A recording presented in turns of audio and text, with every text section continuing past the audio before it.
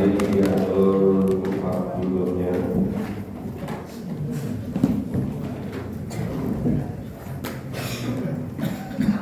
Silakan agak ke depan.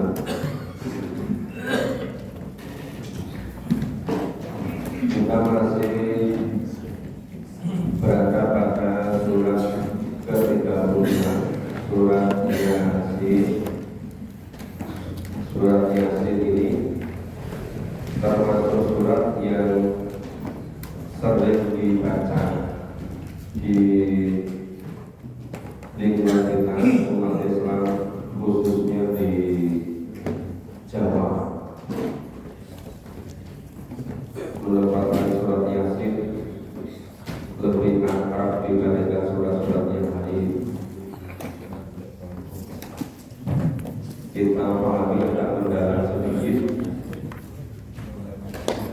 karena sering membaca. Kemarin pagi sampai ayat 21. Ayat 22 itu mulai juz 23. Sehingga kita memulai juz 23. Juz 22 sudah selesai kemarin pagi, sudah hafal masing-masing. Sekarang kita memulai juz baru, juz 23, mulai ayat 22. Ini ayat 22 masih terus sampai ayat 33, itu kelanjutan kisah dari ayat 13. Nanti kita ulang sedikit kisahnya untuk mengingatkan kembali. Kemarin pagi sudah kita baca kisahnya, cuma dari pagi sampai tadi malam sudah kegiatan cerita yang lain-lain sebabnya sudah lupa lagi. Makanya kita ulang lagi. Sudah ketemu Bapak Ibu? Tampaknya semakin sering buka Quran semakin cepat menemukan. A'udzu billahi minasyaitonir rajim. A'udzu billahi minasyaitonir rajim. Bismillahirrahmanirrahim.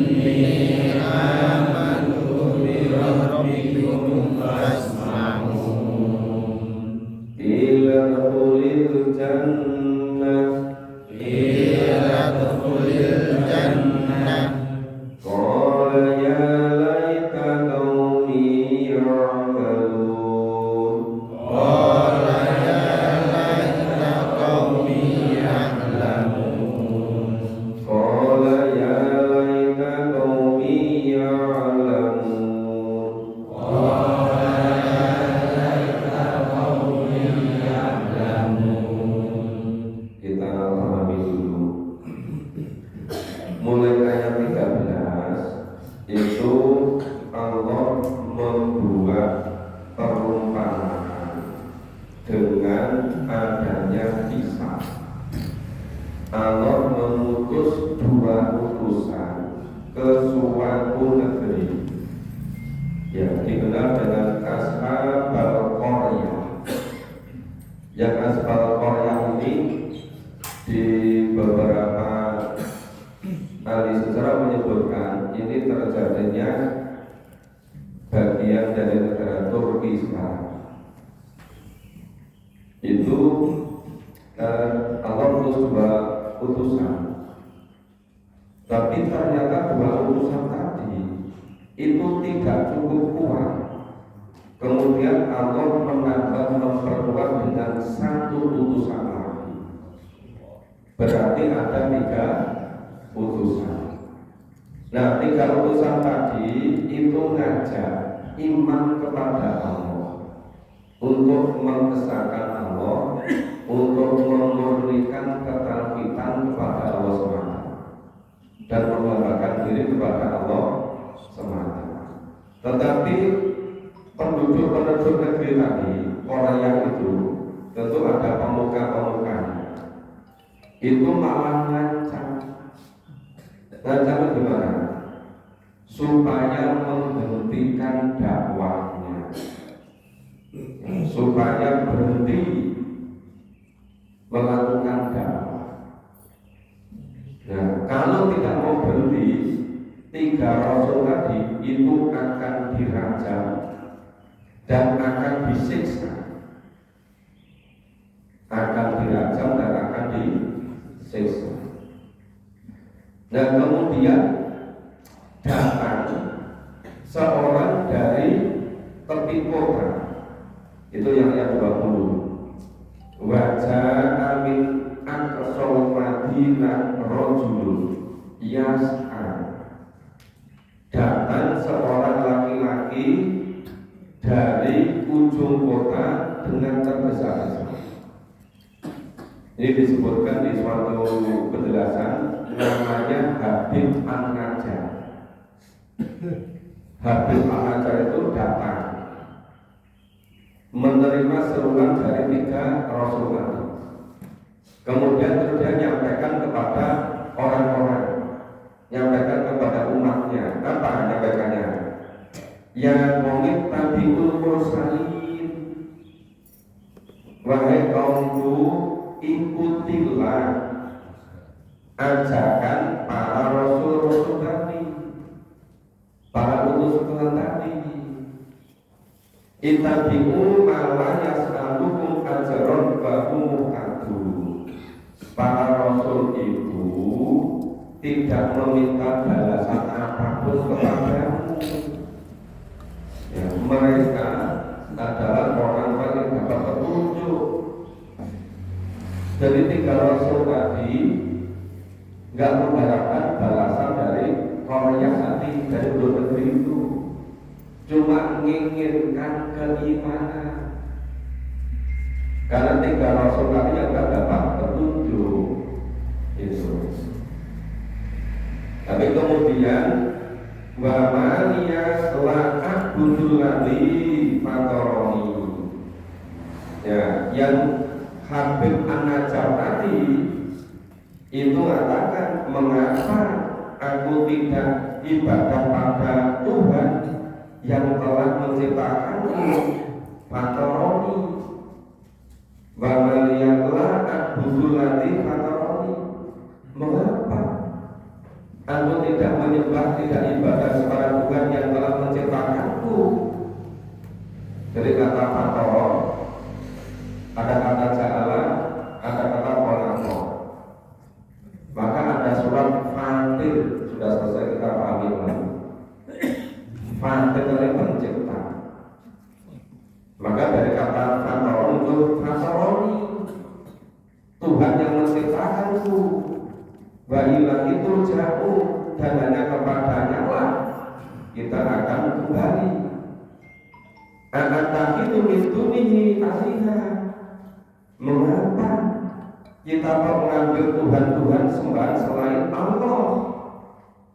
Iyudnir Rahmanu bidurri Padahal seandainya Allah itu membenahi kemuduratan terhadapku, latublingan nisaba'atuhum sayyi'ah, niscaya sembahan-sembahan tadi tidak akan dapat memberikan manfaat, memberikan syafaat sama sekali.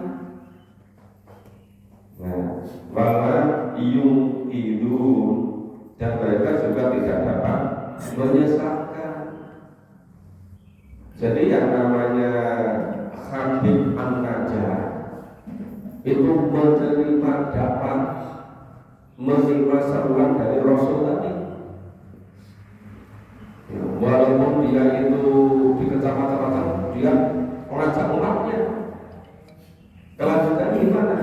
Inni idzal lafi dholalin mubin. Sesungguhnya aku kalau begitu pasti ada dalam kesesatan yang nyata. Jadi kalau menyembah yang lain, kalau menyebutkan Allah, padahal yang disebut Allah tadi tidak bisa memberikan apa-apa dan tidak bisa memberikan bantuan apa. Nah, kalau tetap menyembah yang lain selain Allah, itu betul-betul berada pada kesesatan yang nyata. Maka ini amantu bi rabbikum fasma'u. Dengarkan semua. Sesungguhnya aku iman kepada Tuhanmu bi rabbikum fasma'u, maka dengarkan olehmu semua. Malah dia mengumumkan kepada semua Korea penduduk negeri itu bahwa yang namanya Habib An-Najjar itu menyatakan keimanannya, iman kepada utusan Allah tadi. Terus bilang kulit jannah, karena keimanannya kemudian dia dimasukkan ke surga. Qala ya laita qaumi ya'lamun. Alangkah bahagianya, alangkah baiknya sekiranya kaum-kaumku itu yang lalu mengetahui. Itu ada penjelasan bahwa ternyata Habib An-Najjar karena menetapkan keimanan dan ngajak iman pada kaumnya, malah Habib An-Najjar itu dibunuh. Dibunuh. Khawatir apa? Nanti kalau nggak dibunuh, yang lain mau ikut beriman. Engkau nggak mau ngobrol.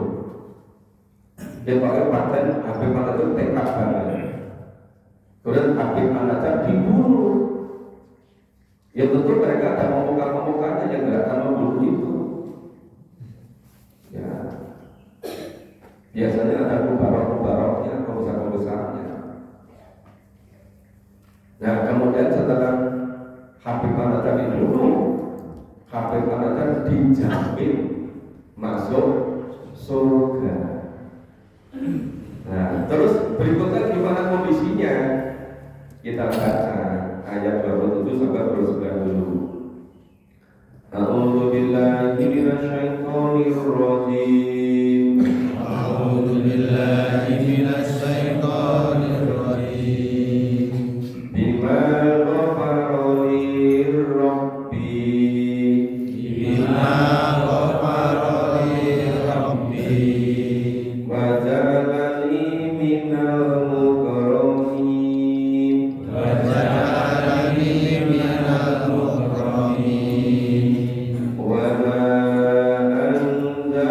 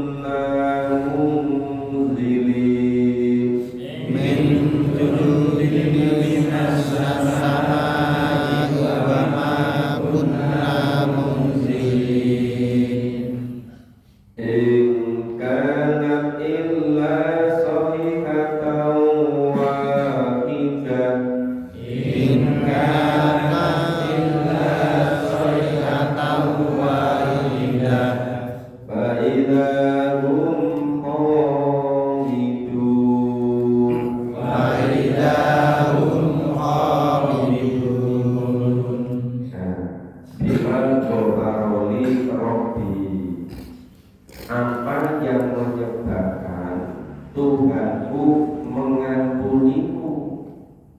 Ghafaroni Rabbi. Apa yang menyebabkan Tuhanku mengampuniku? Waja'alani minal mukramin. Dan Tuhanku menjadikan aku termasuk orang-orang yang dimuliakan. Dari karomah yukrimu mukramin, yang dimuliakan. Jadi ini majbur, artinya dimuliakan. Maka kata si Habib An-Nasr itu tekadnya luar biasa, mengikuti seruan Rasul tadi, menyatakan keimanan dengan kebulatan tekad. Kemudian Habib An-Nasr dibunuh oleh orang yang penduduk negeri tadi. Tapi kemudian Allah menyatakan dia masuk surga. Kenapa dia masuk surga? Karena imannya tadi. Yang lain-lain menentang, tidak mau beriman, malah mau merajam Rasul, malah mau menyiksa Rasul. Tetapi Habib An-Najjar beriman. Karena beriman kemudian dibunuh oleh penduduk negeri tadi. Setelah dibunuh dinyatakan dia masuk surga. Cuma sayangnya kaumnya tidak mengetahui kalau Habib An-Najjar itu masuk surga. Nah, kenapa Habib An-Najjar masuk surga? Karena dia beriman. Konsekuensinya walaupun dirinya dibunuh, Allah mengampuninya dan Allah memasukkannya orang-orang yang dimuliakan, dimasukkan ke surga. Itu kan sebut juga kan, ya ayyuhalladzina amanu, ya ayyuhalladzina amanu di surat Baqarah itu. Sta'inu bisabri wa sholat. Inna Allaha sabirin wa la taqulu lima yuqalu min abillahi amwat. Bal ahyahu walakin la tasmunu. Jangan kau kira orang yang dibunuh di jalan Allah itu meninggal. Dia sebetulnya hidup. Dia dimuliakan oleh Allah. Ya memang ini hanya satu dua orang yang berani disuruh seperti ini. Ya, ini zaman kejadian zaman dulu sangat begini. Tapi sekarang dari pagi-pagi jam 2.30 menerima itu si WA dari Pak Amin Polres, kakaknya Pak Busro Polres. Pas beliau dulu dekan Fakultas Usuluddin, saya dekan Fakultas Arabia. Beliau mau selesai dekan, saya baru mulai. Kemudian Pak Supriyanto Pak putranya Pak itu dulu dekan dakwah. Itu berbeda. Tulisan Profesor Joni Permana. Dia tampaknya dulu di ITB, aktivis sama. Luar biasa ya kesungguh-sungguhannya. Lulus ITB nilainya IP-nya 4, terbaik. Kuliah luar negeri keperluan terbaik. Bekerja di perusahaan yang terbaik, gajinya luar biasa besarnya. Di tengah-tengah itu dia memutuskan seluruh profesi karya tadi, tapi dia mengkhususkan memahami Quran sampai menghafalkan 30 juz. Orang-orang ngecap semua anggap dia itu gila.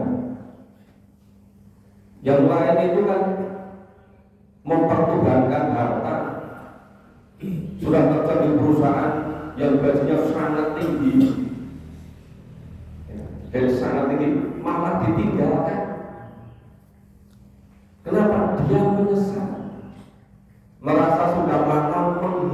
kehilangan waktu sekedar guru dunia. Kuliah sarjana ITB terbaik, kuliah S2 di UGM terbaik, kuliah S3 PhD terbaik di bidang teknik, kerja di perusahaan terbaik, kerjanya terbaik, gajinya luar biasa tingginya, ditinggalkan untuk memahami dan menghafal Al-Quran. Sahabatnya, temannya, mereka semuanya mengecam, nganggap wis ora waras sebenarnya. Tapi dia punya keyakinan, tampaknya menyesal luar biasa. Kenapa tidak sungguh-sungguh menyiapkan hidup di akhirat? Padahal hidup yang sebenarnya adalah hidup di akhirat. Masih ingat kemarin malam pengajian di dekat Masjid Mubarak, tempatnya Pak siapa?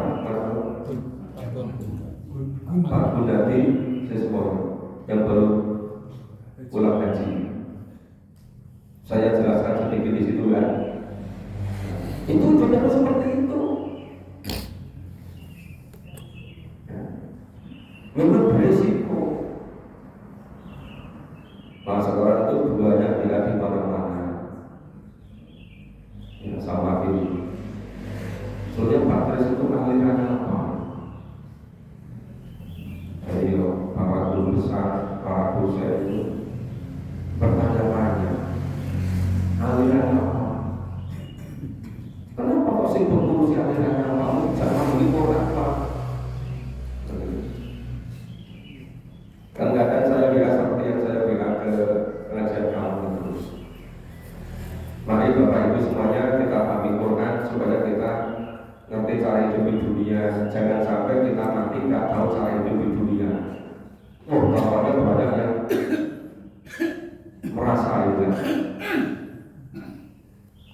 Nah, selama ini kan pahami Quran berpilih-pilih saksa menjadi-diri, nggak dipahami secara keseluruhan.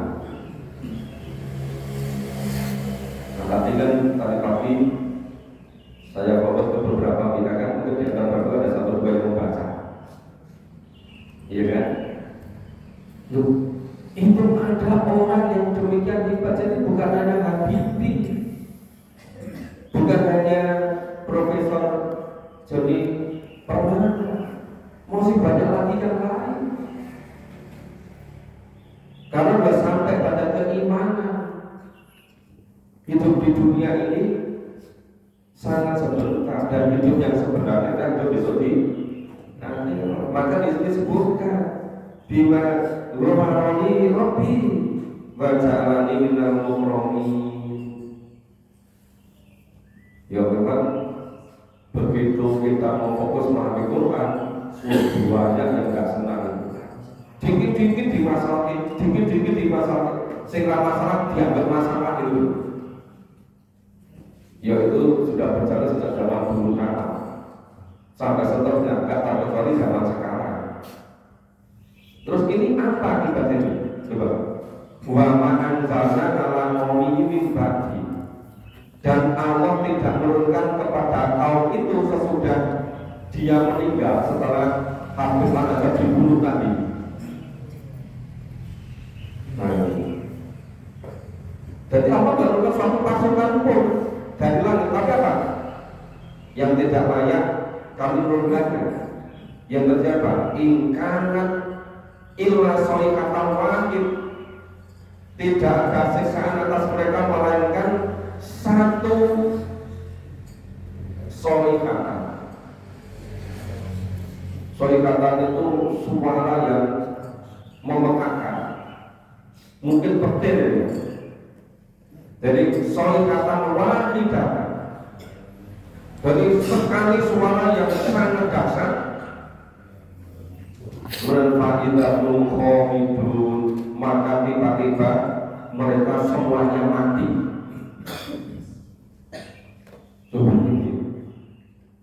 Allah mutus Rasul, mutus dua Rasul, disebarkan tambah satu Rasul lagi ke suatu negeri.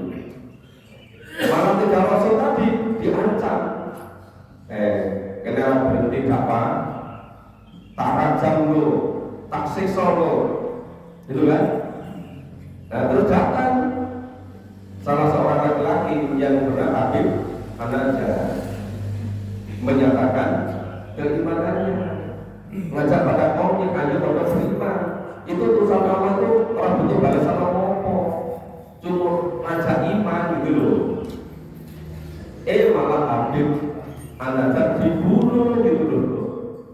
Saat dibunuh, wah Allah kemudian ini nggak perlu nurunkan tentara dari langit satu pun nggak perlu. Cukup apa? Diturunkan suatu suara yang bergelegar yang memetakan dengan serta semuanya meninggal. Cara kali matek. Macam begitu. Ini karena terjadi terus seperti itu. Nah, terus gimana? Apa sebabnya seperti itu? Ini yang 30 sampai 32 ini. Luar biasa. Kita baca dulu. A'udzubillahi minasyaitonir rajim. A'udzubillahi minasyaitonir rajim. Ya hasratan 'alal ibad. Ya hasratan 'alal ibad. Ma ya'tihim min rusul. Ma ya'tihim min rasul. Illa kanu bihi yastahzi'un. Illa kanu bihi yastahzi'un. Alam yarau kam ahlakna qablahum minal qurun.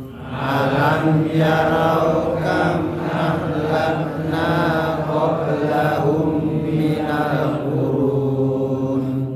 Innahum ilaihim la yarji'un.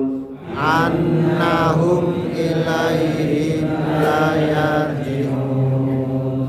Wa in kullun lamma jami'un ladaina muhdharun. Wa in kullan amma jami'un ladaina muhdharun. Ini Bapak Ibu, ini intinya inti surat Yasin. Coba dilihat kembali surat Yasin ayat pertama 2-3. Ayat pertama Yasin, dua huruf ya dan huruf sin. Itu menunjukkan supaya betul-betul kita mencurahkan perhatian. Hal yang pentingnya luar biasa. Apa? Wal Qur'anil Hakim innaka laminal mursalin. Coba itu Al-Quran yang penuh hikmah. Sesungguhnya innaka laminal mursalin. Sesungguhnya kami itu betul-betul seorang dari utusan Allah mursalin. Ngala siratim mustaqim. Tanzilal azizir rahim. Untuk apa? Liyundira qauman ma undira aba'uhum fahum ghafilun. Nah intinya coba lihat ayat 30 ini. Ya hasratan 'alal ibad. Alangkah dahsyatnya penyesalan mereka. Alangkah luar biasanya nyesalnya itu. Ya hasratan 'alal ibad. Ini yang ibadah saja masih menyesal luar biasa. Kenapa nyesal? Ma ya'tihim min rasul. Tidak datang seorang rasul pun kepada mereka illa kanu bihi yastahzi'un. Melainkan mereka selalu mengolok-olokkannya. Coba itu. Allah mutus Rasul, Rasul dikasih wahyu oleh Allah untuk memberikan peringatan pada kaumnya, tapi malah kaumnya mengolok-olokkan. Nah, setelah Nabi Muhammad nggak ada nabi lagi, nggak ada rasul lagi. Penerusnya siapa?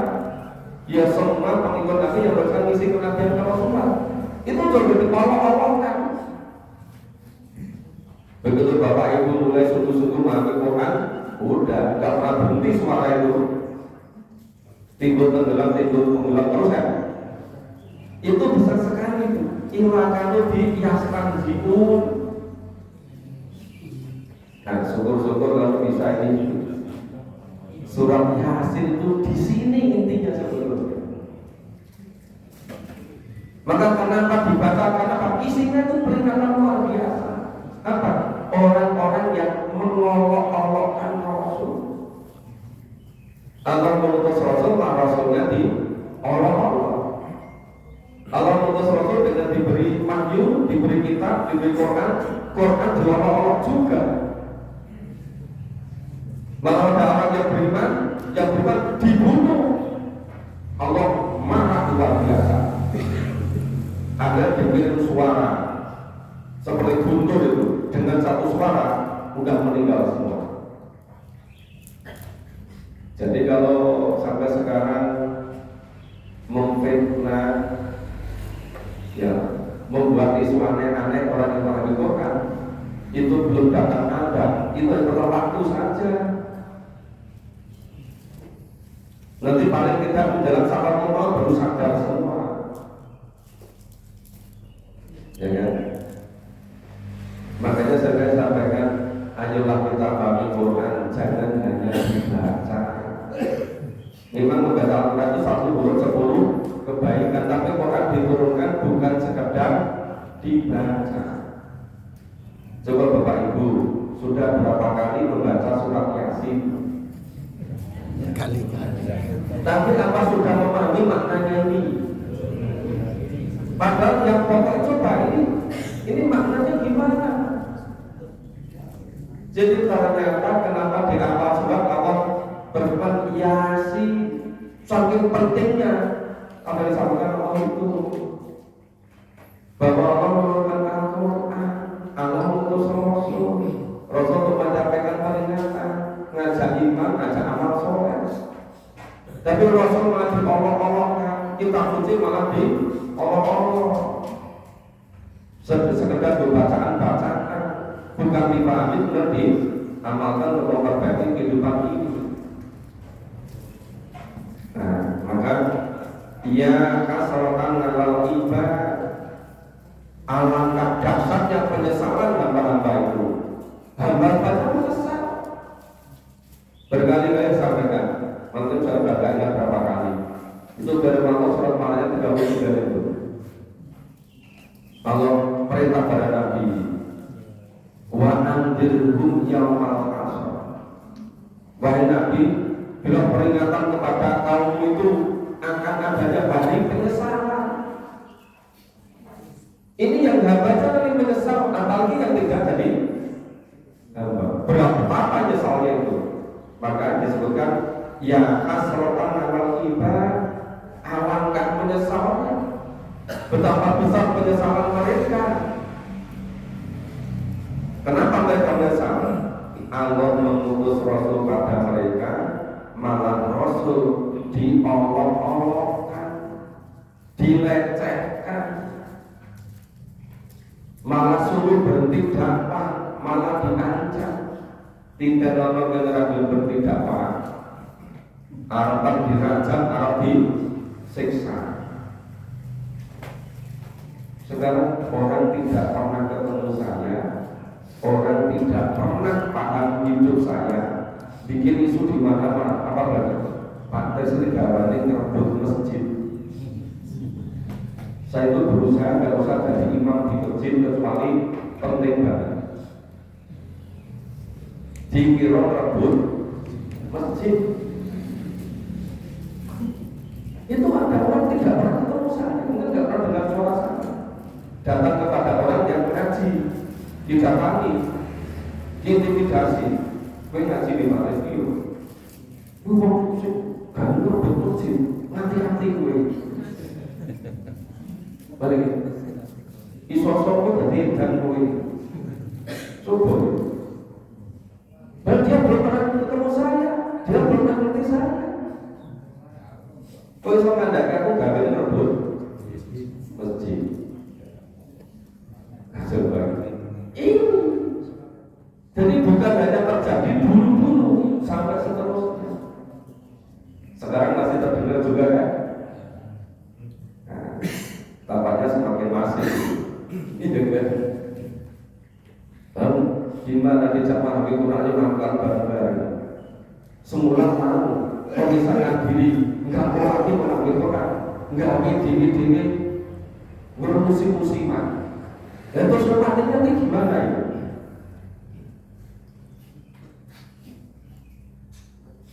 Malah wis diomongi nek kowe salat ning rumah sami-sami ora stres ya salat ana masjidmu engko ngajine teko wis bar salat malah ngomong jadi salat isa ning mai pates iku sah ora to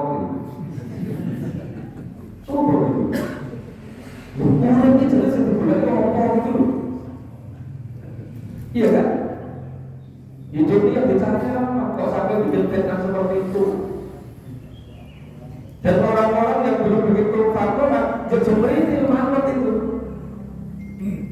Ikut-ikut nggak memahami Quran. Rumah sani untung, rumah sani berhasil itu. Nah, tolong ayat ini betul-betul diingat ini. Ilakan lebih kasmajiku. Dan yang membuat disebut fitnah itu tokoh-tokohnya bukan orang biasa loh. Yang katakan dan sholat isya dan mai pater situ puasa. Itu total ada pengikutnya loh, bukan orang biasa. Iya kan? Nah, coba ya. Itu sampai kapan kita buang-buang umur untuk begitu? Nah, maka begitu ingat surat Yasin, tolong dipahami apa surat Yasin dan ayat 31, 32 ini. Alam yarokan ahlakna qablahum minal qurun. Tidakkah mereka perhatikan berapa banyak umat sebelum mereka yang mereka semua sudah dibinasakan?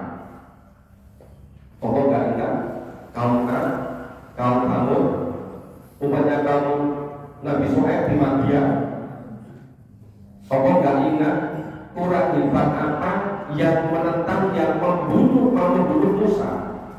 Kurang hebat apa itu? Jadi semuanya dimusnahkan oleh Allah. Ada yang ditenggelamkan ke perut bumi, ada yang ditenggelamkan di laut. Ini saya itu membawa kapok itu. Bahkan itu alam yarokan alam mereka berlaku menurun. Jadi mereka itu orang gateknya, orang ngerti, orang membaca kisah dalam Al-Quran itu loh. Tapi yang ngerti kisah Quran, zaman Quran malah dihalang-halangi kabeh. Ya kan? Nah, orang-orang sebelum mereka itu semua dimusnahkan. Innahum ilaihim la yarji'un. Sesungguhnya mereka itu tidak akan pernah bisa kembali lagi hidup di dunia. Wabah yang menyesal, nek menjelang sampai maut kita kematiannya diundur dulu mau ibadah, enggak bisa.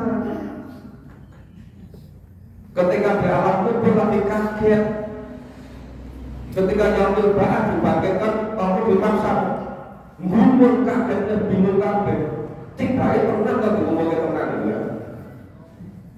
Nah, jangan kita termasuk yang kisah kita seperti ini. Supaya kita betul-betul bisa mengambil ambil pelajaran. Ingkulul lana jami'ul ladaina muhdorun. Wa ingkulul lana, dan Setiap dari mereka, setiap kira sing kelewatan. Pakai Islam kullu lama jami, dan setiap orang dari keseluruhan mereka. Lantai akan dikumpulkan, dikembalikan kepada Allah. Orang yang sing kelewatan menjaga kesuai ini menghalang-halangi orang ngaji Quran, dibikin nasab dulu. Rumah saya, kalau besok dia kata orang kelewatan, nggak ada yang kelewatan. Mendekati Gusti Allah itu sampai wa in kullu lama jami. Jadi setiap masing-masing dari mereka semuanya akan dikumpulkan, akan dikembalikan kepada Allah untuk mempertanggungjawabkan perbuatannya. Ngopo, gue disini kamu nggak fitnah, ngopo disini kamu nggak isu, ngopo bisa menghalang-halangi orang yang memahami Quran. Sekiranya masalah-masalah digawe masalah gitu.